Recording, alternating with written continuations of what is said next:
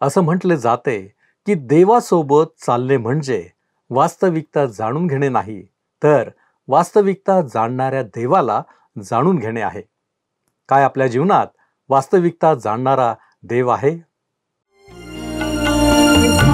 उपासना उपासना उपासना उपासना प्रभुजी करो उपासना प्रभुजी करो उपासना उपासना उपासना उपासना. उपस्थित सर्व बंधू आणि भगिनींनो, उपासना कार्यक्रमामध्ये आपले हार्दिक स्वागत. प्रियांनो, या दिवसात आपण इयोब या जुन्या करारातील पुस्तकाचे अध्ययन करीत आहोत. आतापर्यंत आम्ही पाहिले की इयोब आणि त्याचे 3 मित्र यांमध्ये काय संवाद झाले. इयोबाला त्याच्या मित्रांनी कसे दोषी ठरविले. आज आपण अलीहू, जो या चौघांपेक्षा वयाने लहान आहे, त्याने इतरांशी काय बोलणे केले, काय त्याचे बोलणे इयोबाच्या इतर मित्रांप्रमाणेच होते की वेगळे होते, तसेच त्याने आपली बाजू कशी मांडली, हे सर्व आपण आजच्या अध्ययनातून शिकणार आहोत. तर मग चला प्रियांनो, आपण आपल्या अध्ययनाची सुरुवात करूया. श्रोत्यांनो, योबाच्या 26 ते 31 या अध्यायांमध्ये आपण योबाने आपल्या मित्रांना जे उत्तर दिले ते पाहिले. आता 32 ते 37 या अध्यायांमध्ये अलीहूने योबाला जे उत्तर दिले ते आपण पाहणार आहोत. योबाचे 3 मित्र त्याला उत्तर देण्याबाबत अपयशी ठरले. त्यांच्या उत्तरांचा योबाला काही एक फायदा झाला नाही. आता अलीहू त्याला उत्तर देत आहे आणि त्याचे उत्तर देवाच्या उत्तराच्या अगदी जवळचे उत्तर आहे. 32वा अध्याय आणि पहिली 2 वचने सांगतात, योब स्वतःच्या दृष्टीने निर्दोष आहे हे पाहून त्या 3 पुरुषांनी त्यास उत्तर देण्याचे सोडून दिले. मग राम घराण्यातील बरखेल बुची याचा पुत्र अलीहू याचा राग भडकला. योबाने देवाला निर्दोषी ठरविण्याचे सोडून स्वतःच निर्दोषी ठरवावयास पाहिले म्हणून त्याचवर त्याचा राग भडकला. श्रोत्यानो, अलीहूला योबाचा राग आला कारण योबाने देवाला दोषी ठरवले. पुढे त्याला त्याच्या मित्रांचा राग आला कारण तो 3ऱ्या वचनात काय म्हणतो ते पहा, आपल्या 3 मित्रास योबाला उत्तर द्यावयास सापडले नसताही त्यांनी त्यास दोषी ठरविले म्हणून त्याचवरही त्याचा राग भडकला. पुढे 4थ्या वचनावरून आपल्याला समजते की सर्वजण त्याच्यापेक्षा मोठे असल्यामुळे तो काही बोलला नाही. आणि नंतर 5व्या वचनात पहा काय म्हणतो ते 5वे वचन, त्या 3 पुरुषांच्या तोंडून काही प्रत्युत्तर निघेना हे पाहून त्याचा राग भडकला. अलीहूने खरोखर संयमाने सुज्ञ उत्तराची वाट पाहिली.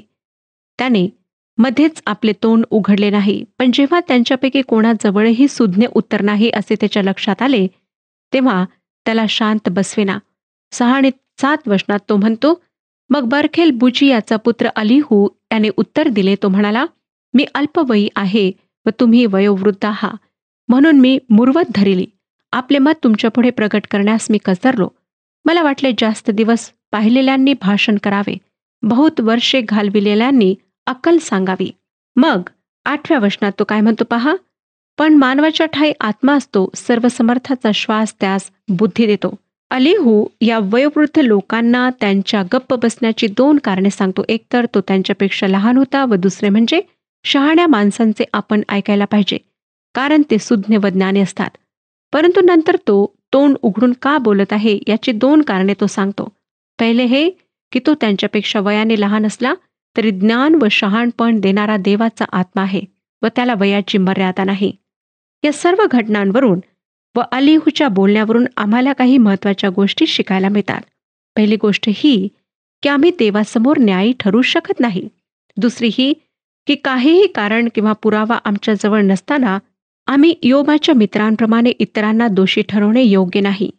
तिसरी गोष्ट ही की आम्ही आमच्या तरुणांना ते केवळ वयाने लहान आहेत म्हणून तुच्छ लेखणे योग्य नाही. बऱ्याचदा मंडळ्या तरुण पाळकांविषयी नाराज असतात. आम्हाला तरुण पाळक नको, आम्हाला मध्यम वयीन पाळकच पाहिजे असा त्यांचा अट्टाहास असतो. पण तरुणपणात देवाची सेवा करू इच्छिणारा हा पाळक देवाचा अभिषिक्त आहे. त्याला खुद्द देव प्रशिक्षण देत आहे. देव त्याच्यासह आहे व देवाचा सुज्ञतेचा आत्मा त्यालाही मिळालेला आहे. या अतिशय महत्त्वाच्या गोष्टी लोक विसरून जातात. वयोमानानुसार अनुभवाने माणूस शहाणा होतो ही गोष्ट खरी असली तरी ज्ञान व शहाणपण देणारा देवाचा आत्मा असतो. त्याला वयाची मर्यादा नसते. शमूवेल, दावीद, इर्मया, तिमथी असे देवाचे अनेक सेवक आपल्या तारुण्याच्या काळातच देवाची सेवा करू लागले. श्रोत्यानो, ज्ञान हे देवापासून असते आणि म्हणून जर आम्ही तरुणांना काहीच ज्ञान नाही, अनुभव नाही म्हणून त्यांचे विचार लक्षात घ्यायलाच नकोत असे म्हणून बसलो तर आम्ही आमच्या तरुणांमध्ये जे उत्तम आहे ते गमावून बसू. आम्हाला त्यांच्यातल्या वेगवेगळ्या क्षमतांचा उपयोग करता येणार नाही. आता अलिहूच्याच उत्तरावरून आम्हाला दिसून येणार आहे की तो सोफर, बिल्दत व अलिफज यांच्यापेक्षा वयाने लहान असला तरी शहाणा होता व देवाच्या वतीने बोलून योबाला त्याच्या उत्तराच्या जवळ आणणारा होता. 32वा अध्याय 9व्या वचनात तो म्हणतो, मनुष्य वयाने मोठे असले तरच ते ज्ञानी असतात, वयोवृद्ध असले तर त्यास खरे खोटे समजते असे नाही. या ठिकाणी त्याला असे म्हणायचे आहे की देवाचा आत्मा किंवा त्याची स्फूर्ती त्यांना बुद्धी देतो. म्हणजे योबाला केवळ देवच उत्तर देऊ शकतो हे तो सुचवत आहे. या लोकांच्या उत्तराची वाट पाहिल्यावर त्याने आपले तोंड उघडले. आता तो 12 आणि 13 वचनांमध्ये म्हणतो, मी तुमचे बोलणे मन लावून ऐकले. तो पहा, तुम्हातल्या कोणीही योबाच्या पक्षाचे खंडन केले नाही. कोणी त्याला समर्पक उत्तर दिले नाही. देवच त्याचे खंडन करील, मनुष्याच्याने होणार नाही. इतके ज्ञान त्याच्या ठाई आम्हास आढळून आले आहे असे म्हणू नका. अलिहूला खरोखर या गोष्टीचा राग आला आहे की योबाच्या मित्रांपैकी एकानेही त्याला योग्य उत्तर दिले नाही आणि योब स्वतःला निर्दोष समजून देवाला दोषी ठरवित आहे. शेवटी तो उत्तर देण्यासाठी फार उत्सुक झाला आहे.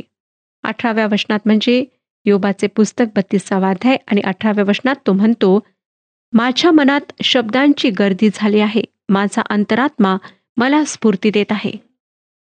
आम्ही कित्येकदा श्रोत्यानो योबाच्या मित्रांप्रमाणे वागतो. इतरांना देवाकडे आणण्याऐवजी आम्ही कळत नकळत त्यांना देवापासून दूर नेतो. त्यांच्यात व देवात आम्ही अडखळण बनतो आणि कित्येकदा योबाप्रमाणे आम्ही वागतो. आम्ही देवासमोर स्वतःला न्याय ठरविण्याचा प्रयत्न करतो. आमच्या वागण्यात, बोलण्यात, चालण्यात, इतकेच काय तर विचार व कल्पना करण्याच्या बाबतीतही आम्ही निर्दोष आहोत असे आम्ही स्वतःला व इतरांना सांगतो. परंतु श्रोत्यानो, देव आमची मने व अंतकरणे जाणतो.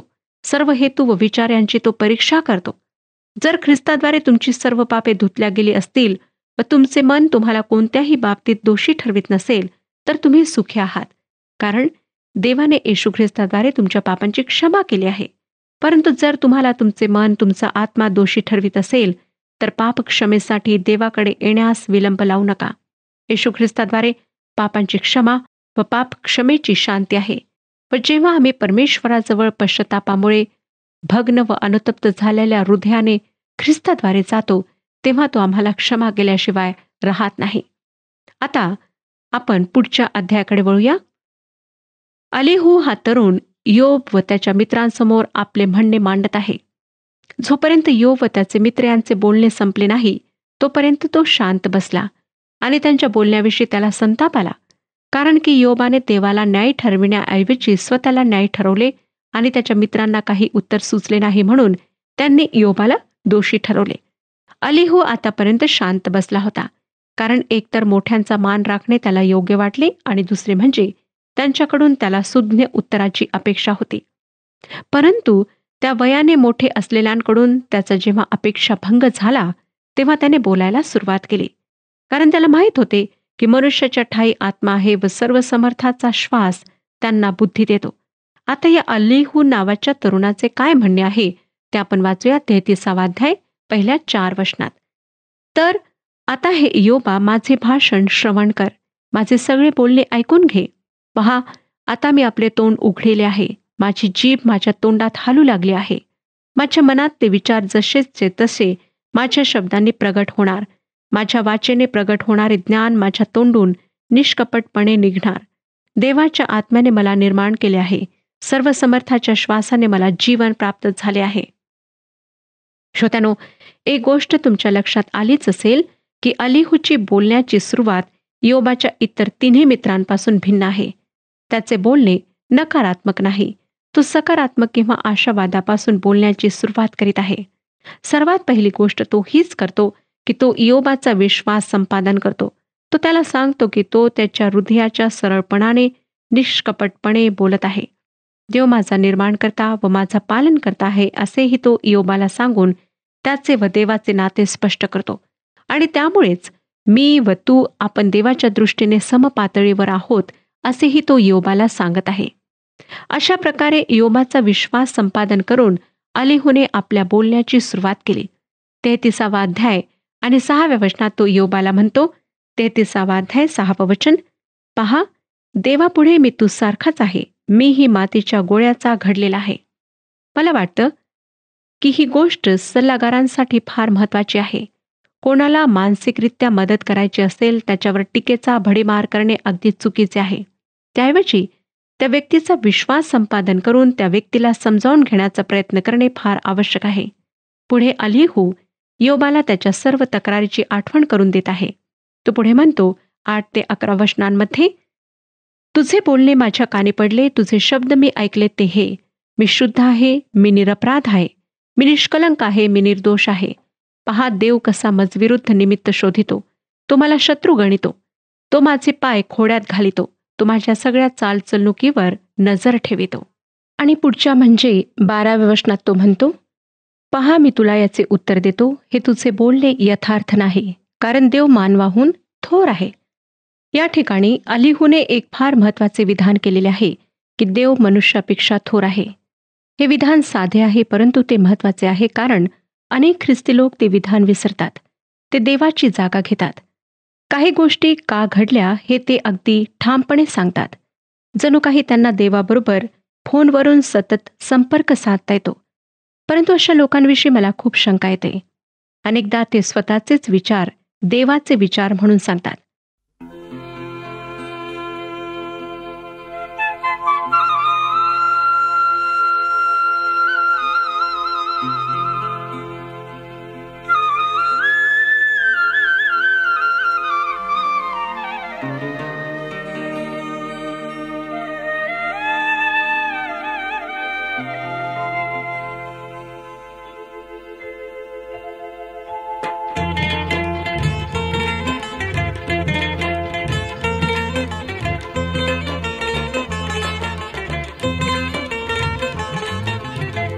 हरलो हरलो मी प्रभु देवा, कैसी घडे तव सेवा. हरलो हरलो मी प्रभु देवा, कैसी घडे तव सेवा. कैसी घडे तव सेवा, कैसी घडे तव सेवा. हरलो हरलो मी प्रभु देवा, कैसी घडे तव सेवा.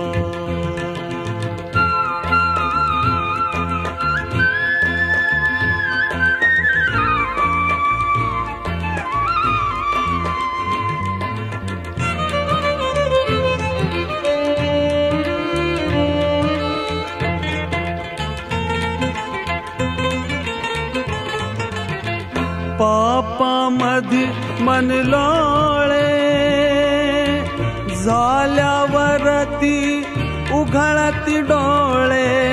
दृढ निश्चय मी केले, परिते समयी व्यर्थची गेले. हरलो हरलो मी प्रभु देवा, कैसी करूं तव सेवा.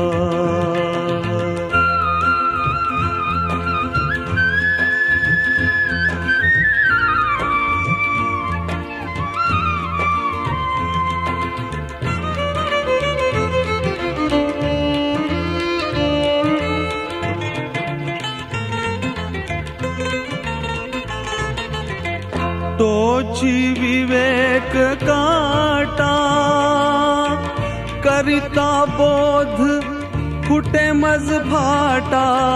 देवळी नेत्र उघडती, तेथुनी निघत चित्ता झापळ पळती. हरलो हरलो मी प्रभु देवा, कैसी घडे तव सेवा,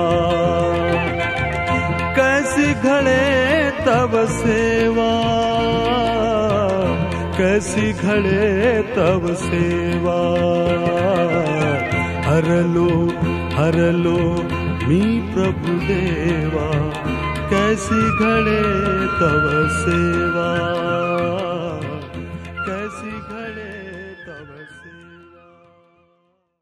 पुढे 13व्या वचनात अलीहू म्हणतो, तो आपल्या कोणत्याही करणेचे कारण सांगत नाही, म्हणून का तू त्याच्याशी वाद घालितोस? इयोबाने हे समजून घेण्याची गरज आहे की प्रत्येक गोष्टीचा वृत्तांत देवाने मनुष्याला द्यावा याची गरज नाही. तो कोणासमोर जबाबदार नाही व एखादी गोष्ट तो का करतो हे त्याला सर्वांना समजावून सांगण्याचीही गरज नाही. तो सार्वभौम आहे.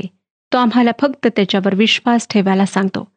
मला अंधारातून काढून टाकण्याचे त्याने मला अभिवचन दिलेले नाही, पण तो मला एवढे मात्र सांगतो की तुझा हात माझ्या हातात दे व मी तुला अंधकारातून बाहेर पडण्यास मार्गदर्शन करेन. आम्हाला त्याच्या प्रत्येक कृतीचे स्पष्टीकरण देण्याचे त्याने आम्हाला अभिवचन दिलेले नाही. त्याने आम्हाला फक्त त्याच्यावर विश्वास ठेवायला सांगितले आहे. अलीहू इयोबाला पुढच्या वचनात काय म्हणतो ते पहा. 33वा अध्याय 14 आणि 15 वचने. देव एका प्रकारे नव्हे तर 2 प्रकारे मनुष्याशी बोलतो, पण तो त्याकडे चित्त देत नाही. स्वप्नस्थितीत, रात्रीच्या दृष्टांतात, मनुष्य गाढ निद्रेत असता तो बिछाण्यावर पडून झोप घेत असता. श्रोत्यानो, अलीहू इयोबाला सांगत आहे की देव आमच्याशी बोलत नाही. ही तुझी तक्रार चुकीची आहे, कारण देव वेगवेगळ्या प्रकारे मानवाशी बोलतो, पण मानव त्याकडे दुर्लक्ष करतो. 16 आणि 17 या वचनांमध्ये तो इयोबाला म्हणतो, देव त्याचे कान उघडितो, त्यास प्राप्त झालेल्या बोधावर तो मुद्रा करीतो, जेणेकरून तो मनुष्याच्या कृतीला आळा घालितो, पुरुषाच्या गर्वाचा परिहार करीतो. इयोबाची समस्या एखाद्या कर्करोगाप्रमाणे होती. तो आत्म्याचा कर्करोग म्हणजे त्याचा गर्व होय. अलीहूचे म्हणणे आहे की देवबाप मानवाला शिस्तीद्वारे मार्गदर्शन करतो. श्रोत्यानो, इयोबाच्या चुकीच्या विचारांमागे एकच गोष्ट आहे, ती म्हणजे त्याला देवाचा स्वभाव समजत नाही. पण देवबापाने इयोबाला सोडले नव्हते. तो त्याच्याशी वेगवेगळ्या प्रकारे बोध करीत होता. इयोबाचा गर्व त्याला काढून टाकायचा होता. इयोब एक चांगला माणूस होता, एक महान माणूस होता, पण तो तुमच्या माझ्यासारखा पापी मानव होता. आम्ही पापी असल्यामुळे आमच्यामध्ये गर्व निर्माण होतो. उदाहरणार्थ, जे लोक आमच्यावर टीका करतात त्यांचा आम्हाला राग येतो, कारण आमचा अहंकार दुखावला जातो. परंतु देवाचे वचन आम्हाला सांगते की तो न्यायींची ही परीक्षा होत येतो. तो त्यांच्यावरून आपली नजर काढून घेत नाही. जे आम्ही ख्रिस्ताद्वारे त्याचे पुत्र व कन्या झालेले आहोत ते आम्ही सर्व त्याच्या हातात आहोत.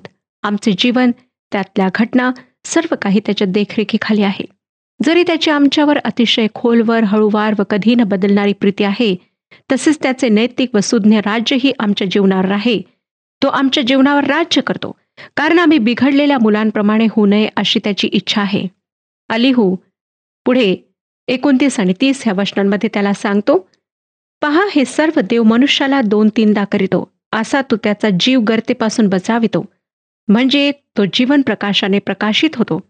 देव मनुष्याला शिस्तीद्वारे मार्गदर्शन करतो. मनुष्याचा जीव खाचेपासून म्हणजे नरकापासून वाचावा हीच त्याची इच्छा आहे. 31 ते 33 वचने वाचूया. हे इयोबा, कान देऊन माझे ऐक, उगा रहा, मला बोलू दे. तुला काही उत्तर द्यावयाचे असेल तर ते दे. बोल, कारण तुला निर्दोष ठरवायची माझी इच्छा आहे. नाहीतर माझे ऐक, उगा रहा, मी तुला ज्ञान सांगतो. आजही ख्रिस्तावर विश्वास ठेवणाऱ्यांना परमेश्वर शिस्तीद्वारे मार्गदर्शन देऊ इच्छित आहे. इब्रिलोकास लिहिलेल्या पत्राच्या 12व्या अध्यायातील 3 ते 5 या वचनांमध्ये जो बोध दिलेला आहे तो आम्ही लक्षात घ्यायला हवा.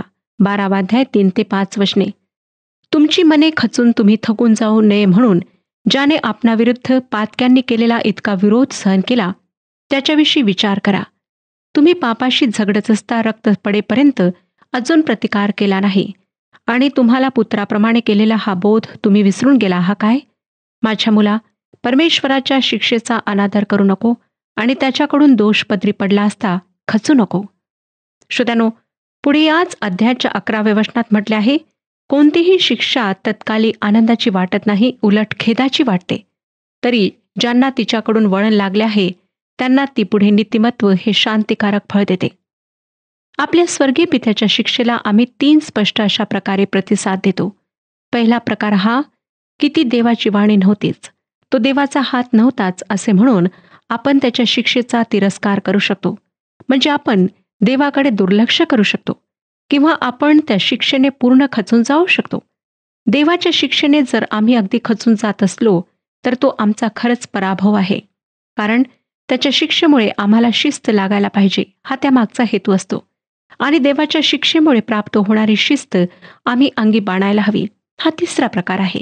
त्यामुळे आमच्यामध्ये न्यायपणाचे फळ निर्माण होईल. परमेश्वर त्याच्या प्रत्येक लेकरावर संकट येऊ देतो व ज्या कोणाला तो आपला पुत्र किंवा कन्या म्हणून स्वीकारतो त्याला तो शिक्षा करतो. होय श्रोतांनो, जसा बाप आपल्या मुलाला शिक्षा करून शिस्त लावतो त्याप्रमाणे आमचा स्वर्गीय पिता आमच्यावर संकट येऊ देऊन आम्हाला शिस्त लावतो. योबाला ज्या त्रासातून संकटातून जावे लागले त्यामागचे एक कारण परमेश्वराने त्याला लावलेली शिस्त होय. अलिहूचे बोलणे आम्ही योबाच्या 34व्या अध्यायातही पाहणार आहोत. असं वाटतं की त्याच्याजवळ खरोखर आध्यात्मिक सुज्ञता होती. आतापर्यंत जणू काही असे वाटत होते की एकतर योबावर हे प्रसंग त्याच्या गुप्त पापामुळे आले होते किंवा जर योब निष्पाप होता तर त्याला अशा संकटात टाकणारा देव अन्यायी होता. असेही दिसते की देव त्याला एक मोठी पापी व्यक्ती म्हणून सिद्ध करणार होता. पण तसे काही होत नाही. आपण ते पुढे पाहणारच आहोत. योबाच्या मित्रांनी एक मोठी चूक केली होती. त्यांनी योबामध्ये नम्रभाव निर्माण करण्याऐवजी स्वतःचा बचाव करून स्वतःला न्याय ठरवणारा उद्धटपणास त्याच्यामध्ये निर्माण केला होता. त्यांनी त्याच्यावर असे खोटे आरोप केले की योब स्वतःचा बचाव करण्यातच मग्न झाला. इतका मग्न झाला की त्याला हे समजले नाही की संपूर्ण परिस्थितीचा, लोकांचा, वादळाचा परमेश्वर त्याच्या भल्यासाठी, त्याच्या कल्याणासाठी उपयोग करून घेत आहे. या ठिकाणी खरे तर देवाची दया प्रदर्शित झालेली आहे आणि त्याची दया युगानुयुग टिकते. योब ही गोष्ट विसरला, त्यामुळे तो देवापासून दूर गेला. श्रोत्यानो, विश्वासणारे म्हणून आपण ही गोष्ट ओळखायला हवी की परमेश्वर आमच्या जीवनात कार्य करतो, पण आम्ही आमची परिस्थिती, आजूबाजूचे लोक व गोष्टी यांच्यात इतके बुडून जातो, मग्न होऊन जातो की आम्ही देवाबरोबर राहणे विसरून जातो. आमच्या जीवनातल्या घटनांचा अर्थ आम्ही आजूबाजूच्या लोकांच्या जीवनाच्या परिस्थितीच्या संदर्भात लावतो, परंतु त्या घटनांचा अर्थ देवाच्या दृष्टिकोनातून काय असेल हा विचार आम्ही करीत नाही. याचाच अर्थ असा की आम्ही देवाच्या सामर्थ्याने, त्याच्या ज्ञानाच्या साह्याने परिस्थितीवर मात करण्यात अपयशी ठरतो. आम्ही परिस्थितीवर मात करायला हवी, पण परिस्थितीच आमच्यावर मात करते.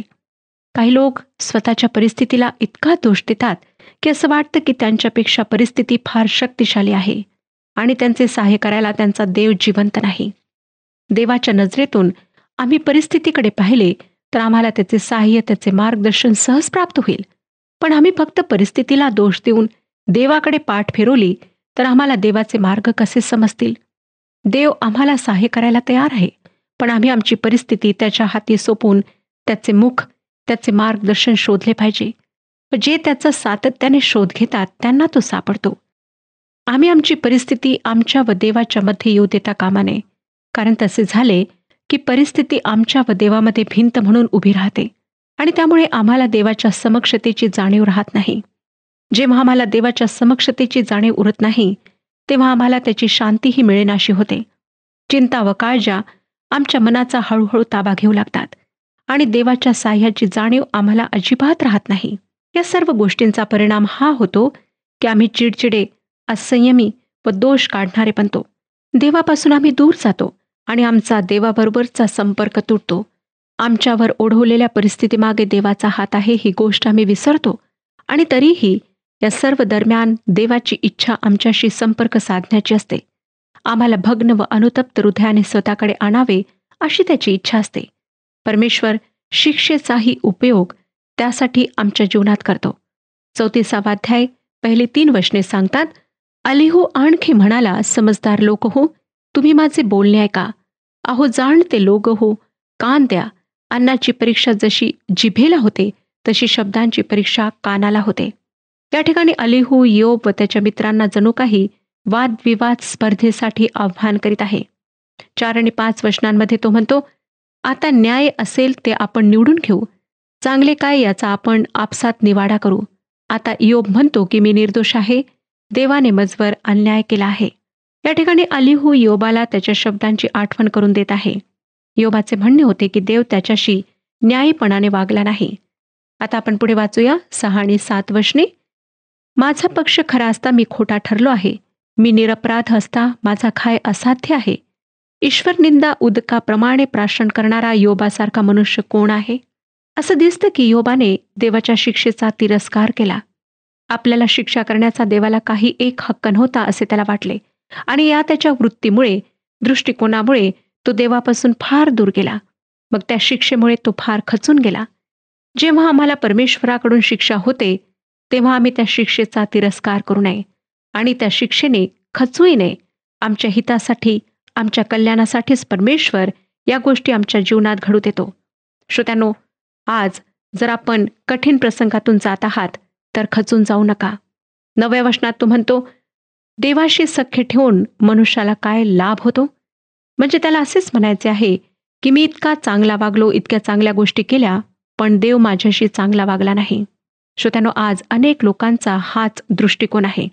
10वं वचन, ह्याकरिता असमंजस जन हो, माझे ऐकून घ्या. देवाकडून दुष्कर्म व्हावे, सर्व समर्थाकडून अन्याय व्हावा, ही कल्पनाही करावयाला नको.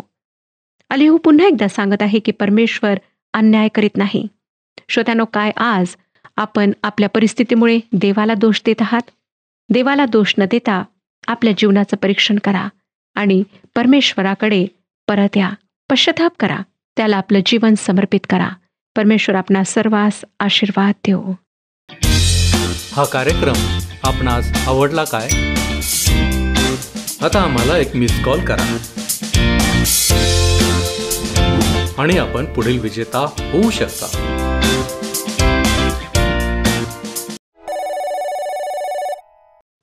प्रियांनो, आज आम्ही शिकलो आहोत की आम्ही देवासमोर न्यायी ठरू शकत नाही. पुरावा नसताना आम्ही इतरांना दोषी ठरवू नये.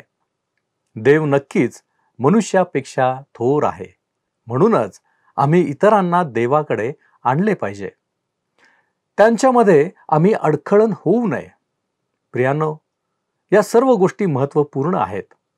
आज आपण विचार करू की काय आम्ही देवाला दोषी ठरवतो? देवाबरोबरचा आमचा संपर्क कधी तुटतो काय? असे असेल तर आम्हाला बदलणे कर्मप्राप्त आहे. आपण यावर विचार कराल काय? आपण प्रार्थना करू. सर्व समर्थ आमच्यावरती दया आणि कृपा करणाऱ्या आमच्या महान प्रेमळ परमेश्वरा, तुझ्या नावाला धन्यवाद देतो. तुझ्या नावाची आम्ही स्तुती करतो बापा, की तू सदैव आमच्या बरोबर आहेस आणि तुझी इच्छा हीच आहे की आम्ही तुझी लेकरं या नात्याने तुझ्या संपर्कामध्ये सदैव असावं. होय प्रभूजी, वेळोवेळी तू आमच्याशी बोलण्याचा प्रयत्न करतो. आम्ही देखील तुझ्याशी बोलावं, तुझ्या संपर्कामध्ये राहावं, तुझ्या इच्छा आमच्या जीवनामध्ये परिपूर्ण कराव्या. यासाठी प्रभूजी आम्हा प्रत्येकाला तू सहाय्य कर. होय प्रभूजी, आम्ही इतरांना दोषी ठरवू नये म्हणून देखील आम्ही तुझ्याकडे विशेषरित्या प्रार्थना करतो. प्रभूजी, तू आमचा स्वीकार कर, तू आम्हाला सहाय्य कर. तारणारा प्रभू येशू ख्रिस्त याच्या गोड आणि गौरवी नावात हे प्रार्थना करतो, म्हणून तू ऐक. आमेन.